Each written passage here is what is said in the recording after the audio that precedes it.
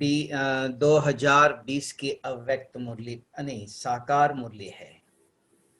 2/11/2020 प्रातः काल, बाप दादा मधुबन। ओम शांति। मीठे बच्चे, यह पुरुषोत्तम संगम युग है। पुरानी दुनिया बदल अब नहीं बन रही है। तुम्हें अब पुरुषार्थ कर उत्तम देव पद पाना है। पुरुषार्थ करके क्या बनना पाना है? उत्तम, साधारण नहीं, उत्तम देव पद पाना है। आज का प्रश्न है, सर्विसेबल बच्चों की बुद्धि में कौन सी बात सदैव याद रहती है? जो सर्विसेबल है, जैसे आप अनूप कह रहे थे, मैं भूल गया, आज कौन भूल गया टाइम सेटिंग। हाँ, तो भूलने का क्यों? सर्विसेबल बच्चे के बुद्धि में कौन सी बात सदैव याद रहती है? उत्तर, उन्हें याद रहता है कि धन दिया धन ना खुटे। इसलिए वह रात दिन नींद का भी त्याग कर ज्ञान धन का दान करते रहते हैं, थकते नहीं। लेकिन अगर खुद में कोई अवगुण होगा तो सर्विस करने का भी उमंग नहीं आ सकता। सर्विस करने का उमंग क्यों नहीं आ सकता? खुद में कोई अवगुण होगा, कोई ना कोई कमी है, वो सर्विस करने का उमंग उत्साह आ नहीं सकता है। और धन दान करो तो कभी खुटता नहीं है। तो इसलिए दो बातों याद रखना चाहिए। एक, धन दान करेंगे तो कभी खुटेगा नहीं, लेकिन वो करने के लिए क्या चाहिए? अंदर अगर अवगुण कोई है, वो दान करने की, सेवा करने की उमंग उत्साह नहीं आ सकता है। ओम शांति।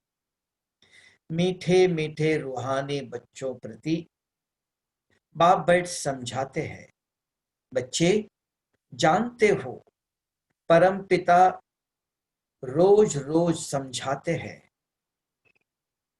जैसा रोज रोज टीचर पढ़ाते हैं, बाप सिर्फ शिक्षा देंगे,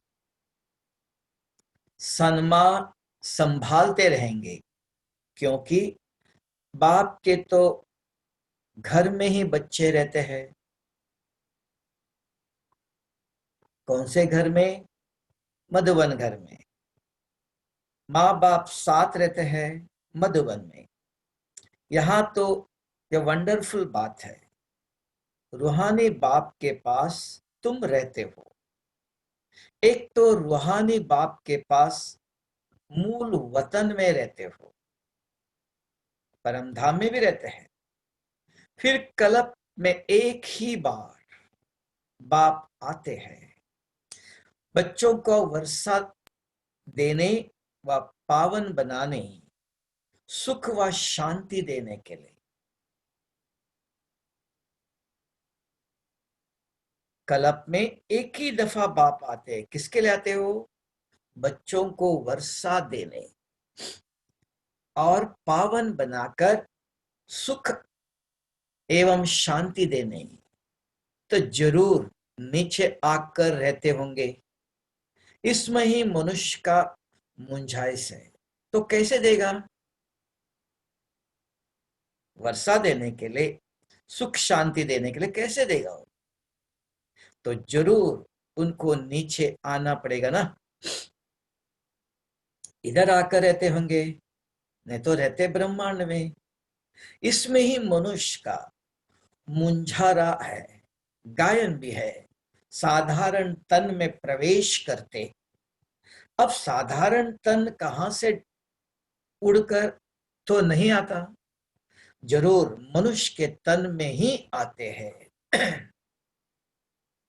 सो भी बताते हैं, मैं इस तन में प्रवेश करता हूं।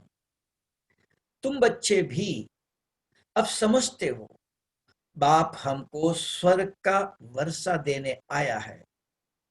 जरूर हम लायक नहीं अभी, बाप से वर्षा लेने के लायक नहीं है हम अभी, पतित बन गए हैं।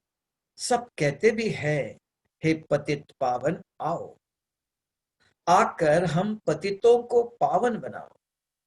बाप कहते हैं, मुझे कलप कलप पतितों को पावन करने की ड्यूटी मिली हुई है। भगवान को, शिव बाबा को कौन सी ड्यूटी मिली है? पतित को पावन बनाने की ड्यूटी मिली हुई है। हे बच्चों, अब इस पतित दुनिया को पावन बनाना है। पुरानी दुनिया को पतित, नई दुनिया को पावन कहेंगे। गोया पुरानी दुनिया को नया बनाने बाप आए हैं। कलयुग को तो कोई भी नई दुनिया नहीं कहेंगे। यह तो समझ की बात है ना। कलयुग है पुरानी दुनिया। बाप भी आएंगे जरूर पुराने में और नए के संगम पर। कब आएंगे? पुराने और नए के संगम पर। जब कहा भी तुम यहां समझते हो तो बोलो, यह पुरुषोत्तम संगम युग है। बाप आया हुआ है। सारी दुनिया में ऐसा कोई मनुष्य नहीं जिसको यह पता हो कि पुरुषोत्तम संगम युग है। किसी को पता नहीं है ये पुरुषोत्तम संगम युग है। सिर्फ इस ईश्वरीय विश्वविद्यालय में आने के बाद, जब 7 डेज का कोर्स करते हो, ज्ञान पूरा सुनते हो, मैं कौन, मेरा कौन, ये सारे सृष्टि का चक्र। और अभी हम क्या बने? पावन बनना है तो कैसे बनेंगे? कौन बनाएगा? ये जब ज्ञान आया तब समझ में आता है कौन बनाता है, वो कब आता है, कहां से आता है, कैसे आता है, क्यों आता है। पतित को पावन बनाने के लिए कब आता है?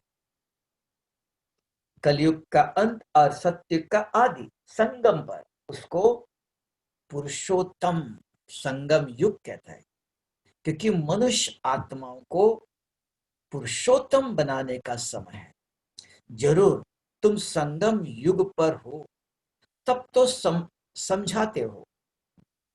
मुख्य बात है ही संगम की, तो पॉइंट्स भी बहुत जरूरी है। जो बात कोई नहीं जानते वह समझानी पड़े। इसलिए बाबा ने कहा यह जरूर लिखना है। क्या लिखना है? अब पुरुषोत्तम संगम युग है ये बार बार कहना पड़ता है। समय का कितना समय हो गया? सवेरे, दिन, शाम, है ना। ऐसे ही ये कौन सा समय है? ये पुरुषोत्तम पुरुष को, आत्मा को पुरुषोत्तम बनाने का समय है। नए युग अर्थात सतयुग। नए युग अर्थात सतयुग के चित्र भी है। मनुष्य कैसे समझे कि लक्ष्मी नारायण सतयुगी नई दुनिया के मालिक है। उनके ऊपर अक्षर जरूर चाहिए, पुरुषोत्तम संगम युग। ये जरूर लिखना है, क्योंकि यही मुख्य बात है। मनुष्य समझते हैं कलयुग में अभी बहुत वर्ष पड़े हैं, इसलिए बताना जरूरी है। बिल्कुल ही घोर अंधेरे में है तो समझाना पड़े ना। नई दुनिया के मालिक या लक्ष्मी नारायण है, यह है पूरी निशानी। तुम कहते हो इस राज्य की स्थापना हो रही है, गीता भी है, गीत भी है। नवयुग आया, अज्ञान नींद से जागो। या तुम जानते हो अब संगम युग है। इनको नवयुग नहीं कहेंगे, संगम को संगम युग ही कहा जाता है। यह है पुरुषोत्तम संगम युग, जबकि पुरानी दुनिया खत्म हो और नई दुनिया स्थापन होती है। अभी पुरानी दुनिया कैसे खत्म होंगी, उसके आप जानते हो, सारी दुनिया में, सारे विश्व के अंदर तैयारी चल रही है ना। धीरे धीरे तैयारी हो रही है, जागृत हो रहे हैं। कैसे करे, कैसे इसका पूरा विनाश करे। तुम कहते हो इस राज्य की स्थापना हो रही है, गीत भी है, नवयुग आया, अज्ञान नींद से जागो। ज्ञान नहीं है, कौन सी नींद है ये, शरीर की नींद से जगे, अज्ञान, ज्ञान नहीं। ये पुरुषोत्तम संगम युग है, ये ज्ञान चाहिए।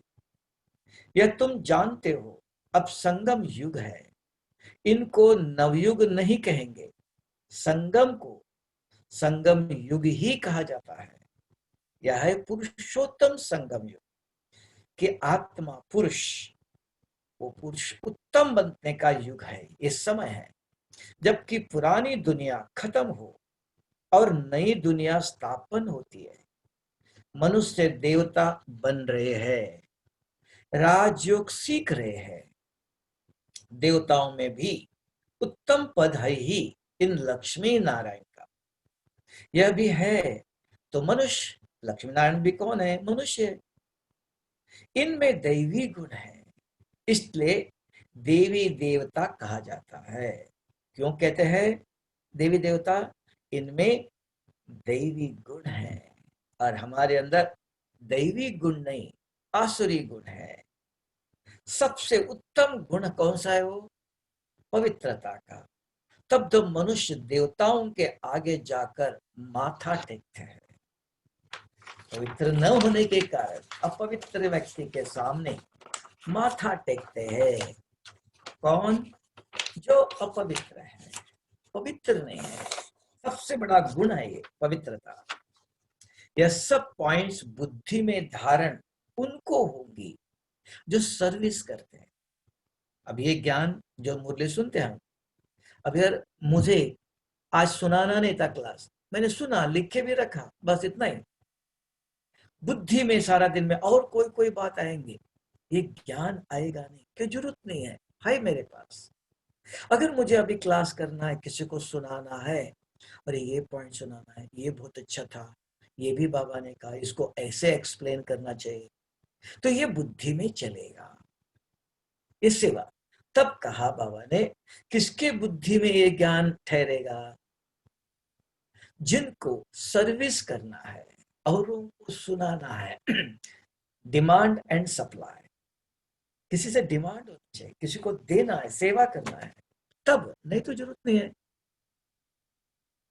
तो इसके लिए हमको बाबा कहता है, क्यों ज्ञान सुनाओ, सेवा करो, बुद्धि में ज्ञान रहेगा। आज बाबा ने ये कहा, सवेरे दिन शाम फोन से व्यक्तिगत मिलते हो, शेयर करो, एक दो तीन पॉइंट्स जो विशेष शेयर करना चाहिए। कहा जाता है धन है ये, धन दिए धन ना खुटे, ये खुट नहीं सकता है, और बढ़ेगा। क्यों, जितना आपने वर्णन किया, इसलिए कहा ज्ञान के अविनाशी संस्कार बना। ज्ञान सुनना संस्कार नहीं बना,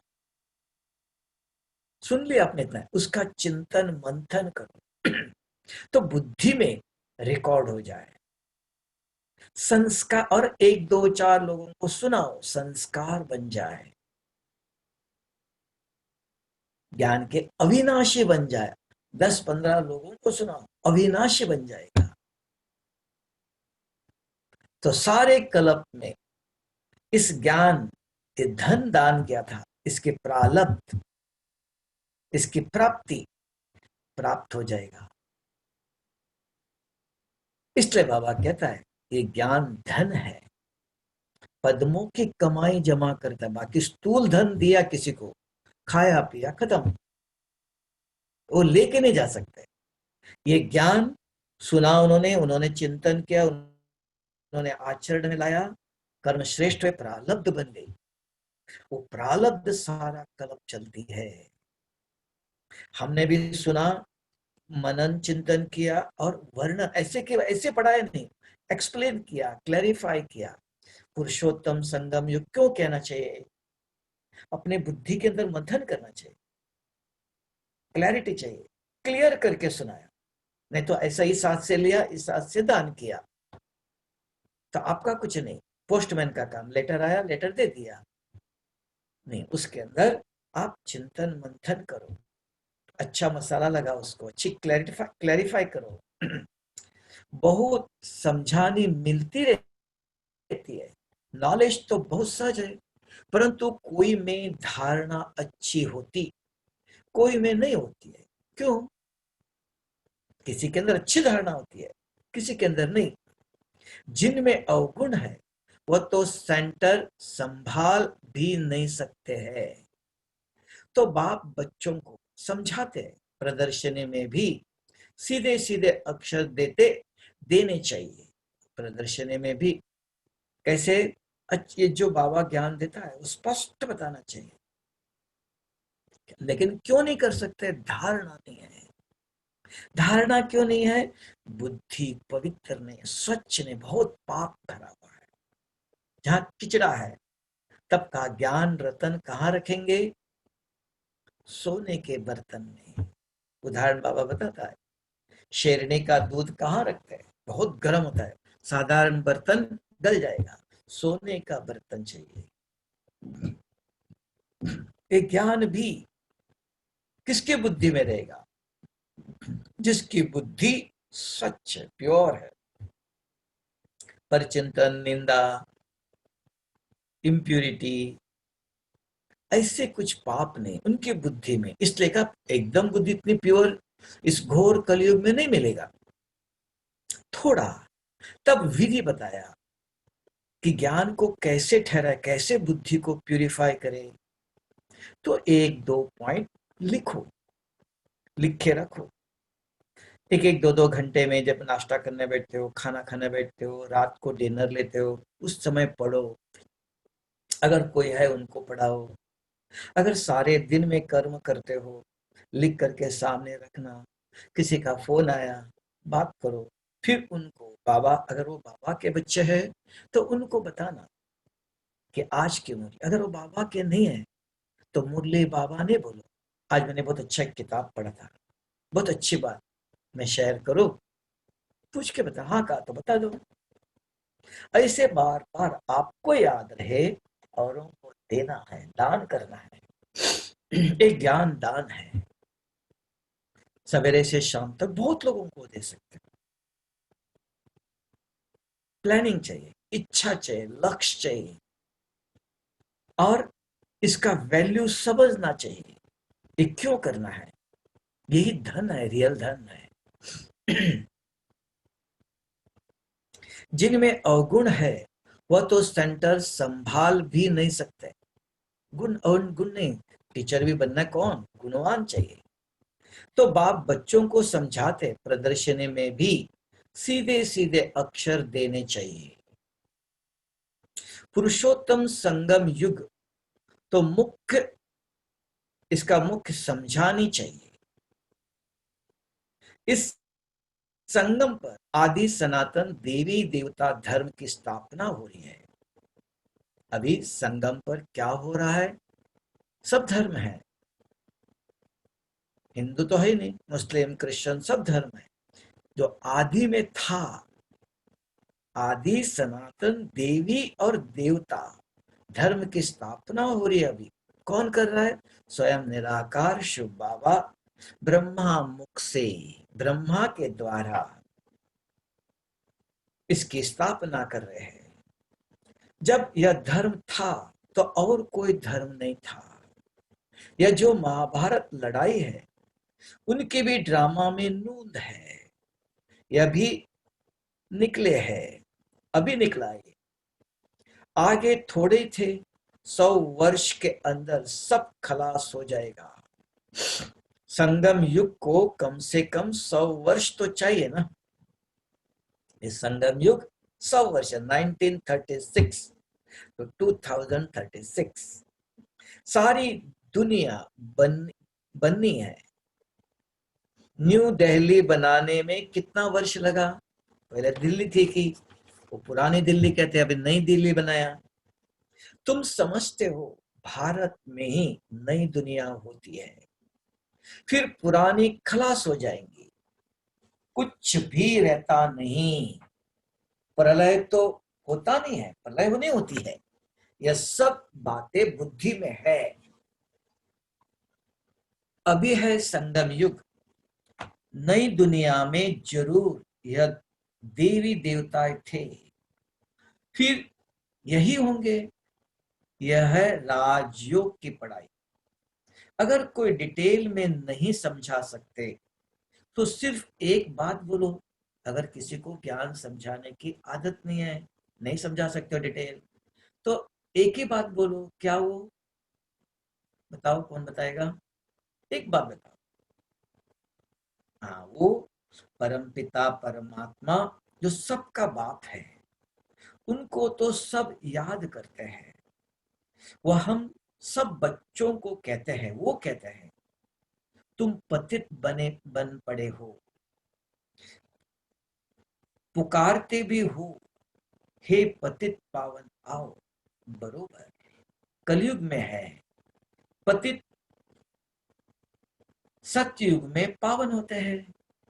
अब परम पिता परमात्मा कहते हैं देह सहित ये सब पतित संबंध छो, मां में कम याद करो तो पावन बन जाएंगे। ये इतना तो समझा सकते हो। बाकी पूरा ज्ञान सुनाना चाहिए, नहीं कर सकते, कोई हर्ज नहीं। सारा 7 डेज कोर्स कराना चाहिए, नहीं कर सकते, कोई हर्ज नहीं। इतना तो बता सकते हो, है ना? बरो क्या समझा सकते हो? तुम पतित बन पड़े हो, पुकारते भी हो, पतित पावन आओ। बरोबर कलयुग में है पतित, सतयुग में पावन। अब परम पिता परमात्मा कहते हैं देश सहित यह सब पतित संबंध छोड़, मां में कम याद करो तो पावन बन जाएंगे। यह गीता के ही अक्षर है भी गीता का युग। गीता संगम युग पर ही गाई हुई थी, जबकि विनाश हुआ था। बाप ने राजयोग सिखाया था, राजा स्थापन हुई थी, फिर जरूर होंगे। यह सब रूहानी बाप समझाते हैं ना। चलो, इस तन में न आए तो और में भी आए। समझाने तो बाप की है ना। किसी के तन में आता है तो कौन समझाने वाला, कौन आएगा? वो ज्ञान का सागर, सत्यम शिवम सुंदरम, वही है ना।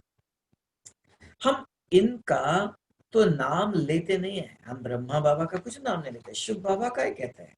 हम तो सिर्फ बतलाते हैं। बाप कहते हैं मुझे याद करो तो तुम पावन बन और मेरे पास चले आएंगे। अगर पावन नहीं बनेंगे तो बाबा के पास कैसे जाएंगे? कितना सहज है। सिर्फ मुझे याद करो और 84 के चक्र का ज्ञान बुद्धि में हो। जो धारणा करेंगे वह चक्रवर्ती राजा बनेंगे। यह मैसेज तो सब धर्म वालों के लिए है, इस एक ही के लिए नहीं, सबके लिए सुनो। घर तो सबको जाना है ना, सभी जाएंगे ना, कोई धर्म इधर नहीं रहेगा। हम भी घर का ही रास्ता बताते हैं। पादरी क्रिश्चियन के जो पृष्ठ है, पादरी आदि कोई भी हो, तुम उनको बाप का संदेश दे सकते हो। तुमको खुशी का बहुत पारा चढ़ा चाहिए, खुशी का पारा चढ़ा रहना चाहिए। क्यों नहीं रहता है? अंदर कोई ना कोई कमी है, अवगुण है। परम पिता परमात्मा कहते हैं महामेकम याद करो तो तुम्हारे विकर्म विनाश होंगे। कौन कहता है? परम पिता परमात्मा कहते हैं मामेकम याद करो तो तुम्हारे विकर्म विनाश होंगे। सबको यही याद कराओ। बाप का पैगाम सुनाना ही नंबर 1 सर्विस है। गीता का युग भी अब है, बाप आए हैं, इसलिए वही चित्र शुरू में रखना चाहिए। जो समझते हैं हम बाप का पैगाम दे सकते हैं तो तैयार रहना चाहिए। हाँ, कौन कौन तैयार है? हाथ उठाओ। पैगाम देने के लिए कौन कौन तैयार है? अमेरिका में सब तैयार है। हाँ, भाई जी, यहाँ 7 बजने जा रहा है, ट्रैफिक कंट्रोल बजाएंगे। हाँ, ट्रैफिक कंट्रोल बजाएंगे।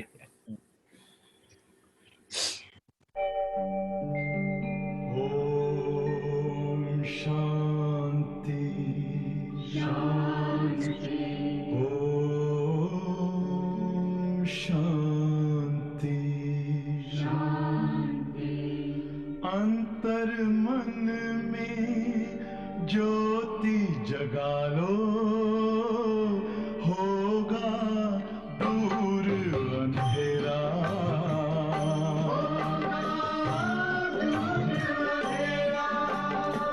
शिव का कर लो ध्यान, आ रहा पावन पुण्य सवेरा।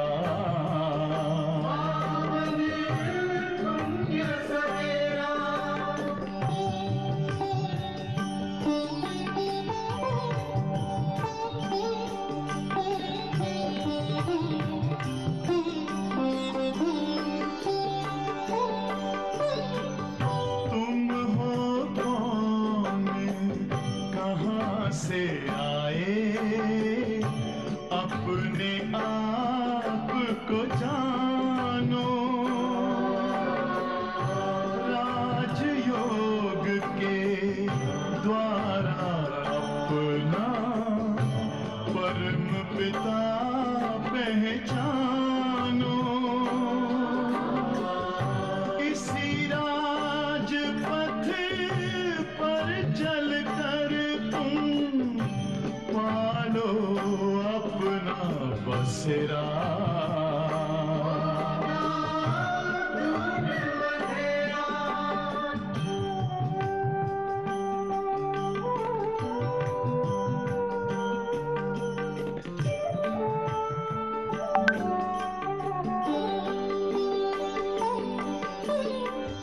तुम हो आत्मा तन से न्यारे, परमात्मा को प्यारे। दिव्य गुणों को धारण करके योगी बनो दुलारे। ज्योति बिंदु ही तोड़ेगा ये माया मोह का घेरा।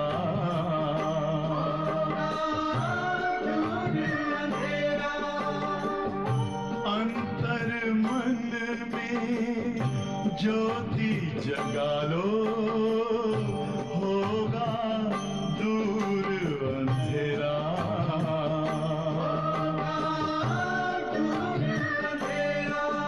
ओम शांति। ओम शांति। ओम शांति।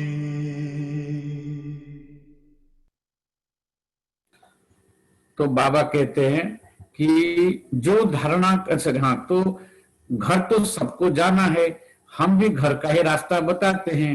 पादरी आदि कोई भी हो, तुम उनको बाप का संदेश दे सकते हो, दे सकते हैं। पादरी को देने के लिए बहुत बहुत अभ्यास करना पड़ेगा, बहुत रिफाइन करके देना पड़ेगा। हमको टाइम लगा इसलिए ना, यहाँ बहुत पास्टर लोगों को मैंने ज्ञान सुनाया है एक्चुअली, और कोई आर्गुमेंट नहीं करते। वो हमको छोटे छोटे बाइबल की किताब पकड़ाते थे और हम उनको क्वेश्चन पूछते थे, simple question. Jesus said, I am the son of God, then who is God? Who did he pointed to? Who is light? उसने गॉड इज लाइट बोला उसने। फिर तो बाबा इसलिए बोलते पादरी लोगों को समझा सकते आप। तो तुमको बहुत खुशी का बहुत पारा चढ़ना चाहिए। परमपिता परमात्मा कहते हैं मामेकम याद करो तो तुम्हारे विकर्म विनाश होंगे। किसकी याद आ रहा था इसलिए रुक गए कि प्रैक्टिकल, हम तो यहाँ प्रैक्टिकल सुनाते हैं। एक बार कोई क्लास में ऐसे यहाँ पर केनेस्टर करके जगह है, वहां की कोई पास्टर जाता था, कोई फाइनेंशियल क्लास में हम जाते थे, तो वहां हमने समझाया तो स्टन्ड साइलेंस हो गया था। मुझे उस सीन याद आ रहा है अभी, stunned silence. I said how do you know this all this, how can you completely evaporated, you completely took away whatever I'm teaching in that church, you completely took it away in 2 minutes। उसने बोला था। मैं बोला that's not my goal, my goal is to tell you the truth, God is truth। मैं इसको प्यार से समझाना पड़ेगा। वहां वो लोग आपको भी चेक कर रहे हैं कि इनके अंदर कितने क्या है, इनके अंदर कितनी धारणा है। तो मेरे को याद एकदम, मैं बोला उसको खराब लग रहा था कि मैं पूरे चर्च में जितने लोगों को जो समझा रहा हूं वो रॉन्ग है, वो ट्रूथ नहीं है। वो father Jesus is a messenger, और वो गॉड की मैसेज लेके आया उसने हमेशा बोला I am sun of God, तो हम क्यों उसको भगवान मानते हैं। तो बाबा इसलिए बोला पादरी लोगों को समझा सकते, फिर नशा चढ़ेगा आपको उसकी, है ना। तो परम पिता परमात्मा कहते हैं मुझे याद करो बस। हम किसी की ग्लानि नहीं करते। बाप कहते हैं माँ में कम याद करो। मैं ऊंच ते ऊंच पतित पावन हूं। मुझे याद करने से तुम्हारे विकर्म विनाश होंगे। यह नोट करो, यह बहुत काम की चीज है। हाथ पर व बाह पर अक्षर लिखते हैं, कोई हाथों पर लिख के रखते हैं, याद रहने तो भूल जाते हैं। यह भी लिख दो। इतना सिर्फ बताओ। तो इतना भी अगर आप सेवा करते हो, बार बार किसी को बताते हो एक पॉइंट, तो क्या इसको कहते हैं रहम दिल, कल्याणकारी बनो। तो रहम दिल कैसे बने, कल्याणकारी कैसे बने। तो ये बाबा ने आज एक युक्ति बताया। अपने हाथों पर एक पॉइंट लिखो कि पतित पावन परमात्मा कहते हैं मुझे याद करो बस। कौन कहता है वो पतित पावन परमात्मा को? कौन है पूछा तो बता देना। इतना एक अक्षर लिख के अपने हाथ पर लिख के रखो। और कोई भी सामने रहता है हाथ आपके पास ही है। अवाइल नॉलेज मस्ट बी अवेलेबल। नहीं तो ज्ञान है भूल गए, लिखा हुआ मिला नहीं, याद नहीं आया, तो हाथ पर लिखो। हाथ तो सामने ही है। तो बाबा कितनी युक्ति बताता है कैसे सुनाने का, हाउ टू रिमेम्बर, याद कैसे रखे। तो इसका नाम है रहम दिल। रहम करो, कल्याणकारी बनो। कल्याण औरों का कैसे करेंगे, ऐसा संदेश दे दो। अपने से प्रण करना चाहिए, सर्विस जरूर करनी है। यही सेवा करने का तरीका, सर्विस जरूर करनी है। इतना ही करो बस। भूल जाते हो तो लिख के रखो हाथ में, सामने कोई मिला तो आदत नहीं है ना, बाकी बातें करने की आदत है, ये आदत डालनी पड़ती है। सर्विस जरूर करनी है, फिर आदत पड़ जाएंगी। यहां भी तुम समझा सकते हो, चित्र दे सकते हो। यह है पैगाम देने की चीज। लाखों बन जाएंगे, घर घर में जाकर पैगाम देना है। शुरू में ऐसा था घर घर में, अभी जरूरत नहीं है। अभी हर घर घर में पैगाम देने के लिए टीवी है, फोन है ना। पैसा कोई दे न दे, बोलो बाप तो है ही गरीब निवास। हमारा फर्ज है घर घर में पैगाम देना है। यह बाप दादा, इनसे ये वर्षा मिलता है ना। कुछ चाहिए, सेवा करेंगे तो कुछ मिलेगा ना। 84 जन्म यह लेंगे, इनका यह अंतिम जन्म है। हम ब्राह्मण हैं, सो फिर देवता बनेंगे। ब्रह्मा भी ब्राह्मण है। प्रजापिता ब्रह्मा अकेला तो नहीं होगा ना, जरूर ब्राह्मण वंशावली भी होंगे ना। ब्रह्मा सो विष्णु, देवता ब्राह्मण है चोटी।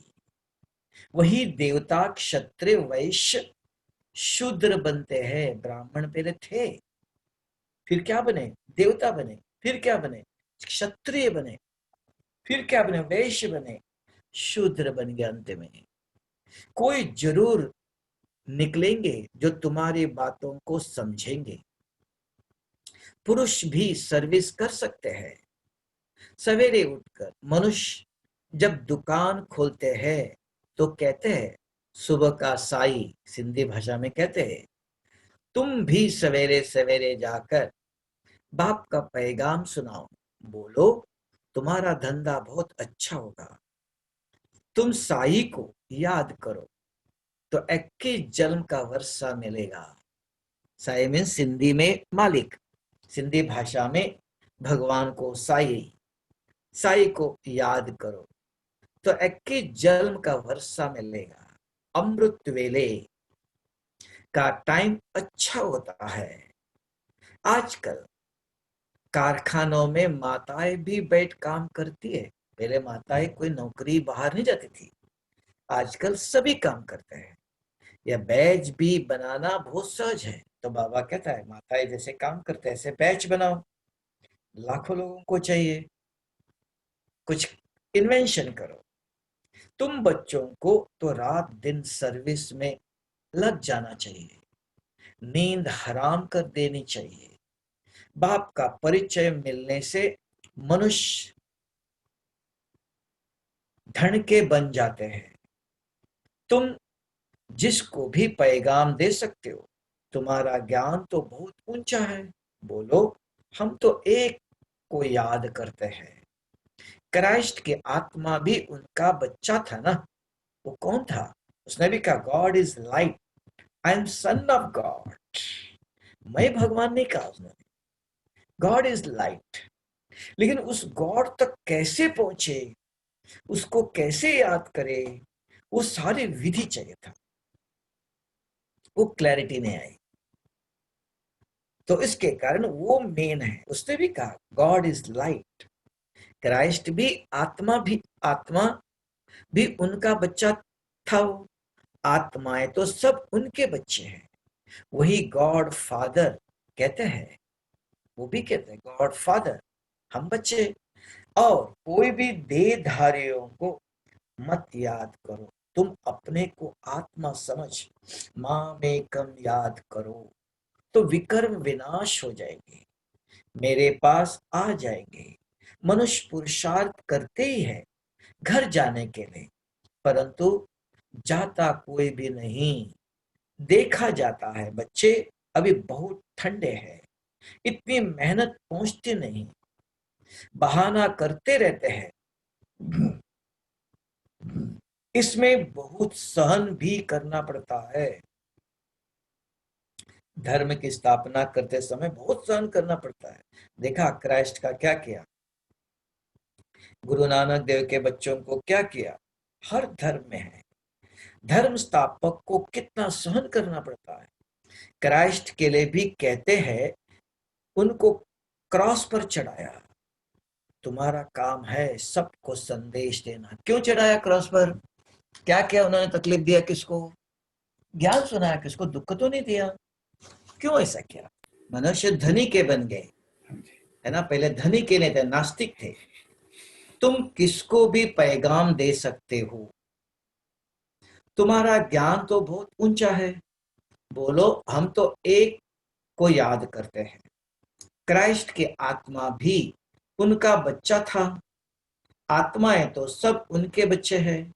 वही गॉड फादर कहते हैं कि और कोई भी देहधारी को मत याद करो, तुम अपने को आत्मा समझ मां में कम याद करो तो विकर्म विनाश हो जाएंगे, मेरे पास आ जाएंगे। मनुष्य पुरुषार्थ करते ही है घर जाने के लिए, परंतु जाता कोई भी नहीं, देखा जाता है। बच्चे अभी बहुत ठंडे हैं, इतनी मेहनत पहुंचती नहीं, बहाना करते रहते हैं। इसमें बहुत सहन भी करना पड़ता है। धर्म स्थापक को कितना सहन करना पड़ता है। क्राइस्ट के लिए भी कहते हैं उनको क्रॉस पर चढ़ाया, तुम्हारा काम है सबको संदेश देना। उसके लिए युक्तियां बाबा बताते रहते हैं। कोई सर्विस नहीं करते हैं तो बाबा समझते हैं धारणा नहीं है। बाबा राह देते हैं कैसे पैगाम दो। ट्रेन में भी तुम यह पैगाम देते रहो। तुम जानते हो हम स्वर्ग में जाते हैं, कोई शांति धाम में भी जाएंगे ना। रास्ता तो तुम ही बता सकते हो। तुम ब्राह्मणों को ही जाना चाहिए। है तो बहुत ब्राह्मणों को कहा तो रखेंगे ना। ब्राह्मण देवता, फिर क्षत्रिय, प्रजापिता ब्रह्मा के औलाद तो जरूर होंगे ना। आदि में है ही ब्राह्मण। तुम ब्राह्मण हो पूंजते पूंज। वह ब्राह्मण है कुक वंशावली। ब्राह्मण तो जरूर चाहिए ना, नहीं तो प्रजापिता ब्रह्मा के बच्चे ब्राह्मण कहाँ गए वो। ब्राह्मणों को तुम बैठ समझाओ तो वह झट समझ जाएंगे। बोलो तुम भी ब्राह्मण हो, हम भी अपने को ब्राह्मण कहलाते हैं। अब बताओ तुम्हारे धर्म स्थापन करने वाला कौन। यह हमने एक बार जयपुर में आर्य समाजियों का बहुत बड़े बच्चे थे, उनको सारा ये पढ़ाते थे शास्त्र। तो किसी ने कहा इनके पास जाएंगे, आज सवेरे सवेरे गए, बहुत बच्चों को पढ़ाते थे संस्कृत। तो मैंने कहा आप सभी किस धर्म की पढ़ाई करते हो। तो उन्होंने कहा हिंदू धर्म। हमने कहा हिंदू धर्म तो कोई है नहीं। चलो हिंदू धर्म है, इसका कोई गुरु है। किसने स्थापन किया। क्रिश्चियन का है, मुस्लिम का है, सबका है। हिंदू का कौन गुरु, किसने स्थापन किया था। एक भी आवाज नहीं। टीचर भी बैठे थे, दो चार टीचर थे। हमने कहा आप बताइए। तो एक कहते हिंदू धर्म क्या है, हिंदू धर्म किसने स्थापन किया, कौन धर्म गुरु इसका। कोई आवाज नहीं। फिर मैंने कहा सनातन धर्म कहते हैं, सनातन धर्म के हो। हाँ कहना। चलो सनातन धर्म किसने स्थापन किया, उसका कोई गुरु है। दोनों नहीं। आखिर कौन हो आप, किसकी पढ़ाई करते हो? किस धर्म गुरु ने कहा। तब उनको एक्सप्लेन किया। तो ऐसे चाहिए लोग, बहुत लोगों को पता ही नहीं है और कोई पूछता नहीं ऐसा। अब बताओ तुम्हारा धर्म स्थापन करने वाला कौन। ब्राह्मण के सिवाय कोई नाम नहीं, नाम ही नहीं लेंगे। तुम ट्रायल कर देखो, करके देखना। कभी किसी को पूछा आप किसके हो, क्रिश्चियन हो, मुस्लिम हो, हिंदू जो कहते हैं उनको पूछना, वो कहेंगे हम हिंदू धर्म के हैं। अच्छा ये हिंदू धर्म का कोई गुरु भी है, कोई किसने स्थापन किया, कौन है इसका, ये धर्म कहां से आया। फिर पता ही नहीं उनको। फिर बताना अगर हिंदू नहीं हो, सनातन धर्म मानते हैं बहुत लोग, तो सनातन धर्म का भी चलो उसको मानते हो, उसके उसके हो आप, उसका भी कोई धर्म गुरु है, किसने स्थापन किया है, वो भी पूछो। तुम ट्रायल करके देखो। ब्राह्मणों के भी बहुत बड़े बड़े कुल होते हैं, पुजारी ब्राह्मण तो ढेर है। अजमेर में ढेर बच्चे जाते हैं। कभी कोई ने समाचार नहीं दिया कि हम ब्राह्मणों से मिले, उनसे पूछा तुम्हारा धर्म स्थापन करने वाला कौन। ब्राह्मण धर्म किसने स्थापन किया, तुमको तो मालूम है ना। सच्चे ब्राह्मण कौन है ये बताना है। पहले उनको पूछना है, कोई मंदिर में एक आप ब्राह्मण हो, पुजारी हो, फिर आप ब्राह्मण कैसे, किस धर्म के हो आप, किस धर्म ने स्थापन किया। तो धीरे धीरे खुलते जाना चाहिए। तो समय लेकर, देखकर, परिस्थिति देखकर सच्चे ब्राह्मण कौन है। तुम बहुतों का कल्याण कर सकते हो। यात्राओं पर भगत ही जाते हैं। यात्रा पर कौन जाते, भगत। यह चित्र तो बहुत अच्छा है, लक्ष्मी नारायण का। तुमको मालूम है जगत अम्बा कौन है, लक्ष्मी कौन है। ऐसे ऐसे तुम नौकरों को, भीलनियों को, जो काम करते हैं, मजदूर है, भील है, जिनको कुछ पढ़े लिखे नहीं, गांव गांव में जाके, लेकिन उनके पास भी बहुत अच्छा। हमने देखा साउथ अफ्रीका में स्पिरिचुअल हीलर्स करके हैं, जंगल में रहते हैं, आदिवासी, कपड़े भी ऐसे पहनते हैं, और उनके पास भी ऐसा ज्ञान है। कितना 40 लोग आए थे स्पिरिचुअल हीलर्स करके। साउथ अफ्रीका में जब हम गए तो देखा जैसे राक्षस जैसे कपड़े पहनते ना, ऐसे गले में ये नाखून का इतना बड़ा बड़ा, हड्डी का, चमड़ी का जैसे कपड़े इतने मोटे मोटे। तो वो सेंटर में एक भाई ने उनको लाया। तो जब ज्ञान सुनाया तो उनमें से एक ने उठ के बहुत अच्छा वंडरफुल प्रश्न पूछा। आप सोचेंगे ना, हम सोचेंगे ये अनपढ़ है, सबसे पढ़े लिखे वही ऐसा लगा मुझको, आज तक किसी ने नहीं पूछा था। उन्होंने पूछा, एक ने उठकर, क्या आत्मा के किसी शरीर के जीवन में अभी शुगर की बीमारी है और उसने उस बीमारी में शरीर छोड़ा, क्या दूसरे जन्म में उस आत्मा में ये बीमारी होंगी कि खत्म हो गया? अभी आप भी जवाब देना, सोच के रखना। ये हमको साउथ अफ्रीका में स्पिरिचुअल हीलर्स, जंगली लोग हैं, जंगल में रहते हैं, उनका एक ये मुखिया था, उन्होंने सबको सेंटर में लाया किसी कनेक्शन से। तब देखा, उन्होंने पूछा, इस शरीर में हमको कोई बीमारी है? शुगर की बीमारी पूछा उन्होंने। अगर ये शरीर छूट गया, बीमार होते हुए मर गया, क्या दूसरे शरीर में जन्म आते ही बच्चा जन्मते उसके अंदर शुगर की बीमारी होगी? अरे आप सोच के जवाब देना, मुझको सोचना, ठीक है? तो कुछ होमवर्क भी बुद्धि में भी चाहिए, आप ढूंढो, सोचो। तो ऐसे ऐसे तुम नौकरों को, भिलनियों को, आदि को भी समझा सकते हो। या मधुबन में भी बहुत लेबर है, उनको भी एक बार हमने मधुबन में इलेक्ट्रिसिटी डिपार्टमेंट के 40, आज नहीं 1985 में 40 इलेक्ट्रिसिटी डिपार्टमेंट लेबर थे, उनको सबको ज्ञान सुनाया था राखी पर। तो ऐसे मजदूरों को भी मधुबन में जितने मजदूर थे 50-100, उनको मुरली सुनाते थे रोज 1 हफ्ते तक। लेकिन उनके इंटरेस्ट नहीं है, उनके अंदर काम करते अभी भी, लेकिन उनको सुना उनके अंदर जाता ही नहीं है। जैसे रोज चाय पिलाने वालों को चाय नहीं दे दो, दूध दे दो, नहीं, उससे कोई टेस्ट ही नहीं, उनको चाय ही चाहिए। उनको इस ज्ञान की टेस्ट ही नहीं है, देखा प्रयोग करके। बोलो, तुम भी पावन बन पावन दुनिया में जा सकते हो। अपने को आत्मा समझो, शुभ बाबा को याद करो, शौक बहुत होना चाहिए किसको भी रास्ता बताने का। जो खुद याद करते होंगे वही दूसरों को भी याद करने का पुरुषार्थ करेंगे। जिसके अंदर याद है वो दूसरों को भी याद देंगे, कुछ ना कुछ बोलेंगे ज्ञान के प्रति, योग के प्रति। बाप तो नहीं जाकर बात करेंगे, बाबा नहीं जाएगा, बच्चों को सेवा करनी है। यह तो तुम बच्चों का काम है, गरीबों का भी कल्याण करना है। बेचारे बहुत सुखी हो जाएंगे, थोड़ा याद करने से प्रजा में भी आ जाएंगे।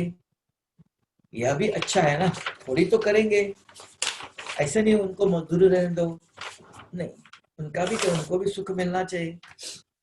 ये रहन, बाबा जो रहन कहता है, कल्याण करो औरों का, ये कल्याण करने का तरीका। यह धर्म तो बहुत सुख देने वाला है। दिन प्रतिदिन तुम्हारा आवाज जोर से निकलेगा, सबको यही पैगाम देते रहो, अपने को आत्मा समझ, बाप को याद करो। तुम मीठे मीठे बच्चे, पदमा पदम पति भाग्यशाली, जबकि महिमा सुनते हो तो समझाते हैं। जबकि महिमा सुनते हो, कौन कौन? हाँ। तुम समझते हो, दिन प्रतिदिन तुम्हारा आवाज जोर से निकलेगा, सबको यही पैगाम देते रहो, अपने को आत्मा समझ, बाप को याद करो। तुम मीठे मीठे बच्चे, पद्मा पदम भाग्यशाली, जबकि महिमा सुनते हो तो समझते हो, फिर भी कोई बात की फिक्रात आदि क्यों करनी चाहिए। यह है गुप्त ज्ञान, गुप्त खुशी।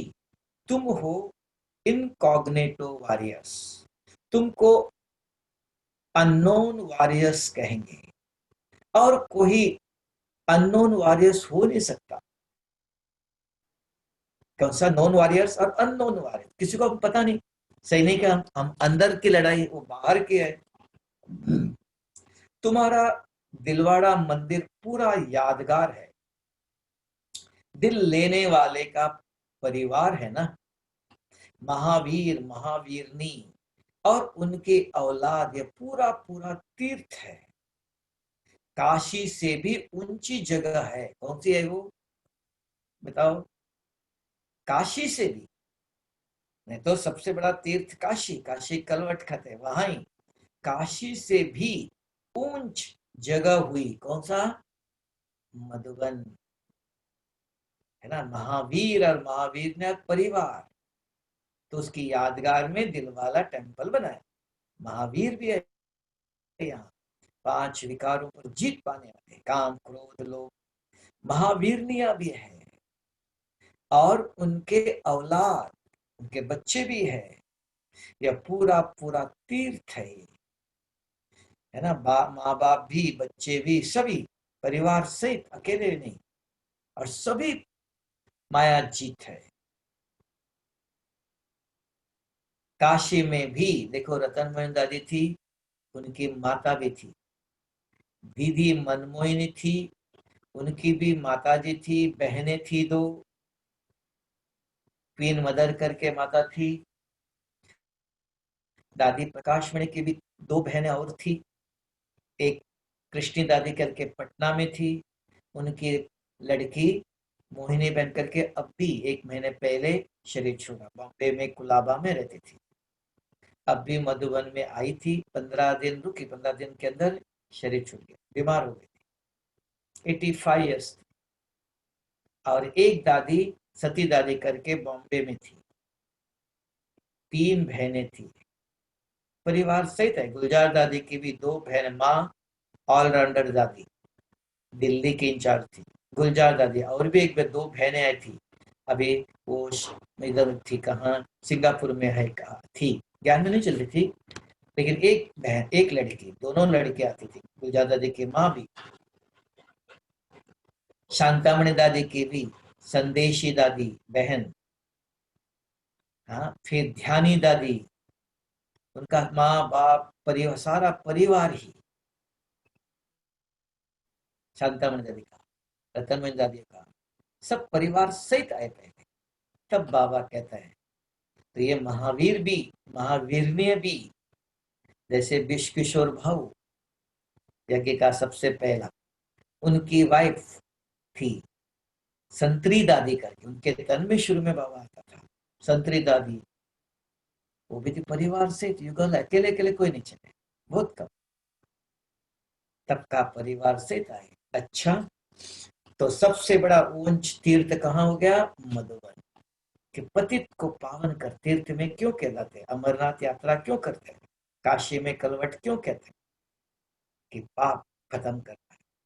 मीठे मीठे सिकिल दे बच्चों प्रति, माता पिता बाप दादा का याद प्यार और गुड मॉर्निंग। रूहानी बाप की रूहानी बच्चों को नमस्ते। धारणा के लिए घर घर में जाकर बाप का पैगाम देना। अभी घर घर में, पहले मैं इंडिया में चल के जाते थे, अभी घर घर में आप पहुंच सकते हो फोन के द्वारा, मोबाइल के द्वारा, है ना, घर में पहुंच सकते हो। अब देखो आप, ये मधुबन से देखो अमेरिका, अमेरिका वाले मधुबन, है ना, तो कितना दूर, तो साइंस ने एक साधन बना के दिया। ऐसे व्यक्तिगत जाने की जरूरत है, उस समय व्यक्तिगत जाते थे, अभी घर घर में संदेश पहुंचाओ। सर्विस करने का प्रण करो, सर्विस के लिए कोई भी बहाना मत दो, है ना, कोई बहाना नहीं दो। नहीं तो कोई ना कोई रीजन, हम नहीं कर सकते, समय है, बोल नहीं सकते है, हमें याद नहीं रहता है, तरीका नहीं आता है ना। कोशिश करेंगे तो सब कुछ हो सकता है। बाबा ने तरीका बताया आज कैसे कैसे करो। किसी भी बात की फिक्रात नहीं करनी है। देखो हम कॉलेज पढ़ते थे, हमने किसी को कभी भी ज्ञान नहीं सुना, लेकिन हम 7 डेज कोर्स किताब अपने साथ रखते थे, बस में भी जाते थे तो वही देखते रहते थे। रिसेस का पीरियड था, 2 पीरियड के बाद 15 मिनट, आराम से एक जगह वो चित्र देखते बैठते थे। तो कोई देखता था, अरे कौन सा किताब है, ये क्या है, तो पूछेगा, उसको एक्सप्लेन करते थे। हमारा भी काम हो गया, उसको भी हो गया। तो ऐसे ज्ञान देते थे शुरू में, 1 to 1। कोई ना कोई पूछने आता है, क्या पढ़ते हो, ये कौन सा मैगजीन है, क्या है ये। तरीका उस समय किसी भी बात की फिक्रात नहीं करनी, कोई चिंता नहीं करनी, गुप्त खुशी में रहना है। किसी भी देहधारी को याद नहीं करना। अगर देहधारी को याद करते हो, वो खुशी नहीं रह सकती है। रहेंगे अच्छा, जिसने सुख दिया, बहुत आपको मदद किया, उसको थोड़ा खुशी रहेंगे, तुरंत देखो इसने मुझे बहुत दुख दिया, ज्यादा दुख की बात याद आ गई, सुख की बहुत कम, वो कम याद आती, दुख की ज्यादा। तब किसी भी देहधारी को याद नहीं करना, एक बाप की याद में रहना। ये बहुत मुश्किल है, सुनने में बहुत सहज है, आप साक्षी होके देख लो सारे दिन में, क्योंकि एक शुभ बाबा दिखाई नहीं देता, देखा नहीं हमने, तो क्यों याद रहेगा। अभी साकार में ब्रह्मा बाबा था, बाबा ने जो बहनों को 350 भाई बहनों को पाकिस्तान से, उनको खिलाया पिलाया, हर प्रकार की सेवा किया, बहुत, कभी भी नाराज नहीं हुए, कभी गुस्सा किया, कुछ बोला और डांटा, वैसा नहीं। अपने गोदी में बच्चे, अपने बच्चों से भी ज्यादा, तब उनको बार बार बाबा खींचता था, याद आती थी। तो उनके तन में शुभ बाबा था, तो उनके लिए सहज। हमने ना बाबा को साकार में देखा, न शिव बाबा को देखा, उनकी ऐसी पालना ले लिया, नहीं लिया, तो क्या याद करें, क्यों याद करें, आएगा कैसा। हमको यहाँ देधारी याद आ सकता है, इन्होंने ऐसा किया, इन्होंने ऐसा किया। हमारे पिता जैसे कहते, हमारी माता जैसे कहती थी, हमारे स्कूल टीचर ऐसे बोल सकेंगे, जिससे हमने लिया, ये अंतर है, ये डिफिकल्ट लगता है। तो ये बाबा पालना कैसे, मधुबन आते हो, देखते हो, मिलते हो, बाबा सारी रात बैठता है, एक एक के साथ समझाता है ज्ञान। बाबा ने पालना किया, जिसकी क्या उसको याद है, नया को थोड़ा कठिन लगता है, तो उनको ज्ञान के द्वारा, है ना। तो आप कहेंगे बाबा जो कहता है किसी देहधारी को याद नहीं, भाई जी कैसे हो सकता है ये, ऐसे पूछेंगे, प्रश्न आएगा आपके पास, है ना। तो बाबा कहता है, बाबा को कहने के क्या क्या हो सकता है, क्या ये एक बाप की याद में रहना है, सोचना, प्लानिंग करना पड़ता है, कैसे करें, क्यों करेंगे हम, हमारा फायदे के लिए, कि वो पतित को पावन कर, उसकी याद से हमारे पाप मिटेंगे और हमसे दोबारा पाप नहीं होगा। इस घोर कलयुग में हर सेकंड पाप ही पाप होता है, पुण्य होता ही नहीं। घोर कलयुग कहा, रौ रौ नरक कहा। तो वरदान, परिस्थितियों को गुड लक समझ, अपने निश्चय के फाउंडेशन को मजबूत बनाने वाले अचल अडोल बनो। ऐसा हो सकता है, अगर कोरोना से किसी ने शरीर छोड़ा, कोई बीमार हो गया, आप कहेंगे गुड लक है, मेरा लक है, बहुत अच्छा है। कोई सुने तो समझेंगे दिमाग ठीक है है ना। तो कैसे, कोई परिस्थिति हुई, कोई सीरियस है, कोई बीमार है, तो आज की दुनिया में तो यही चल रहा है, एट प्रेजेंट कंडीशन, तो गुड लक कैसे समझेंगे। सोचो, इसको सोचना, हाँ, वो समझ सकता है जिसके बुद्धि में ये ज्ञान स्पष्ट हो गया, तो कहेंगे बहुत अच्छा, कलयुगी दुखी समस्या से चला गया, सत्युग में आएगा। अब बहुत इतने लोग मर रहे हैं, बहुत अच्छा है, जल्दी सत्युग आएगा, ये दुखी अशांत मेहनत वाला परेशान वाला जीवन से मुक्त हो रहे हैं, विनाश होने दो जल्दी। मेरवा मौत मलु का शिखा जो यादगार है, वो सभी नहीं कह सकते हैं, जिनके बुद्धि में ये ज्ञान बैठा है और कर्मों की गति जानते हो, सृष्टि चक्र के आदि मध्य अंत को जानते हैं, वो कहेंगे इतना मर रहे, इतने होने दो, बहुत अच्छा है, तो खत्म हो जाएगा जल्दी, सबके दुख खत्म हो जाएंगे। नहीं तो हर जगह पर दुख समस्या है, ये कोई मिटा नहीं सकता है। बाबा ये अच्छा किया आपने, जल्दी खत्म करो। अगर व्यक्तिगत जीवन में भी आया, तो भी कहेंगे यहाँ परेशानी है, 2 रोटी कमाने के लिए कितने मेहनत दिन रात, तो शरीर छोड़ के गया, अच्छा है, अच्छा नया शरीर लेके आएगा, अच्छा परिवार में आएगा, जाने दो। वो कह सकता है, सभी नहीं।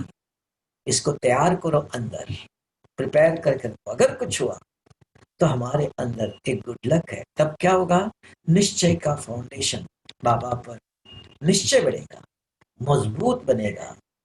कोई भी परिस्थिति आए तो आप हाई जंप दे दो, क्योंकि परिस्थिति आना भी गुड लक है, एक गुड अच्छी है, बैड नहीं है। यह निश्चय के फाउंडेशन को मजबूत करने का साधन है। तो हमारा बाप पर, ज्ञान पर निश्चय कैसा याद आएगा? हाँ, बाबा ने कहा था आगे जाके और समस्या आएगी, ये जल्दी चला गया, अच्छा हो गया। आप जब एक बारी अंगत के समान मजबूत हो जाएंगे तो यह पेपर भी नमस्कार करेगा।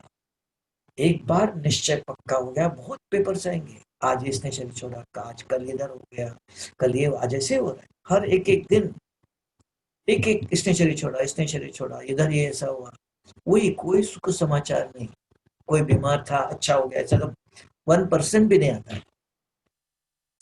तो ऐसे समय पर मजबूत हो जाएंगे, पहले विकराल रूप में आएंगे और फिर दासी बन जाएंगे। ये माया परीक्षा तो विकराल आपको हिलाएंगी, अचल अडोल नहीं, बहुत परेशान करेगी। अगर अंदर मजबूत है, ज्ञान के चिंतन करके, आज ही चिंतन करके तैयार करके रखो, अगर मेरे जीवन में ऐसी ऐसी ऐसी परिस्थिति आ जाए, एक एक गिनती करो, जो वर्णन करते हो, सुनते हो, जितनी मैं समस्या जिसके जीवन, उन सब अपने जीवन में अगर आ जाए, I am prepare to face, I am prepare to tolerate. उसके लिए मुझे क्या करना चाहिए? आज ही तैयार करके रखो, समझा? जैसे पानी के ऊपर लकीर ठहर नहीं सकती, ऐसे मुझ मास्टर सागर के ऊपर कोई परिस्थिति वार नहीं कर सकते। हम कौन? मास्टर सर्वशक्तिवान के बच्चे हैं। स्वस्थिति में रहने से अचल अडोल बन जाएंगे। ये अपने आप नहीं होता है, सुनने के लिए इसका प्रिपेयर कर। अगर मेरे जीवन में कितनी प्रकार की समस्या है, परिवार से किसने शरीर छोड़ा, किसी का डाइवोर्स हुआ, किसी का एक्सीडेंट हुआ, किसी का जॉब चली गई, किसी का पति ने शरीर छोड़ा, किसी ने वाइफ ने शरीर छोड़ा, कोई लड़ाई हुआ, कोई झगड़ा हो गया, किसी को आज हार्ट अटैक हो गया, किसी को बीमारी, लाखों रुपया खर्चा करना पड़ रहा है।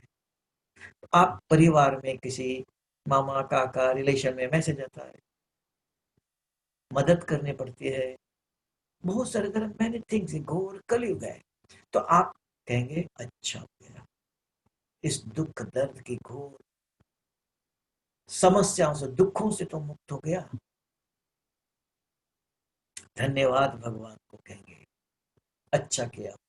ये वो व्यक्ति गुड लगेगा, सभी नहीं। ये तैयार करना पड़ता है, टू प्रिपेयर। नॉलेजफुल हुआ है स्लोगन, नॉलेजफुल हुआ है जिसका हर कर्म श्रेष्ठ और सफल हो। नॉलेजफुल कौन?